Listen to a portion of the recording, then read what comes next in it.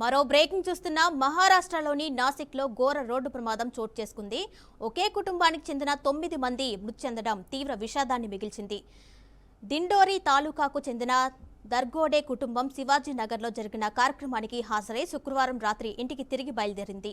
ఈ క్రమంలో మారుతి ఎక్సెల్ కారులో ప్రయాణిస్తున్న వారు రోడ్డు పక్కన వెళ్తుండగా డ్రైవర్ వాహనంపై నియంత్రణ కోల్పోవడంతో కారు నీటితో నిండి ఉన్న బావిలో పడిపోయింది. ప్రమాద సమాచారం అందుకున్న వెంటనే పోలీసులు, అధికారులు, అగ్నిమాపక సిబ్బంది, విపత్తు నిర్వహణ బృందాలు ఘటనా స్థలానికి చేరుకుని సహాయక చర్యలు ప్రారంభించారు. బావిలో నీరు ఎక్కువగా ఉండడంతో రక్షణ చర్యలు క్లిష్టంగా మారాయి. 2 క్రేన్ల సహాయంతో అర్ధరాత్రి సమయంలో కారును బయటకు తీశారు.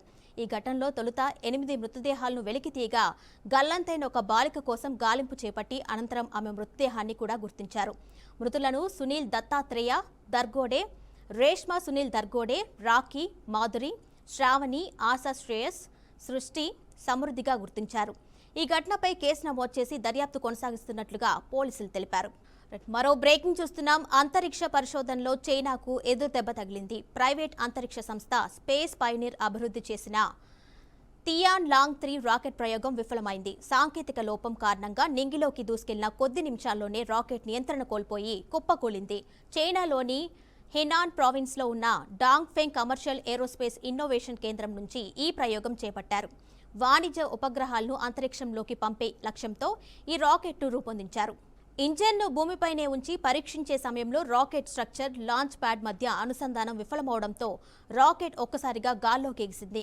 కొద్దిసేపటికే నియంత్రణ కోల్పోయి సమీప కొండల్లో కుప్పకూలింది. ఈ ఘటనలో భారీ పేలుడు సంభవించి మంటలు చెలరేగాయి. అయితే రాకెట్ నిర్మానుష్య ప్రాంతంలో పట్టడంతో ఎటువంటి ప్రాణ నష్టం జరగలేదు అని అధికారులు తెలిపారు. తియాలాంగ్ 3 రాకెట్ను స్పేస్ ఎక్స్ సంస్థ రూపొందించిన ఫాల్కన్ 9 రాకెట్కు పోటీగా అభివృద్ధి చేశారు. ఇది ద్రవ ఇంధనంతో పనిచేసే మల్టీ స్టేజ్ రీయూజబుల్ రాకెట్ కావడం దీని ప్రత్యేకత. ప్రపంచ వాణిజ్య అంతరిక్ష రంగంలో ఆధిపత్యం సాధించాలని చూస్తున్న చైనాకు ఈ వైఫల్యం గట్టి ఎదురుదెబ్బగా నిలిచిందని నిపుణులు అభిప్రాయపడుతున్నారు.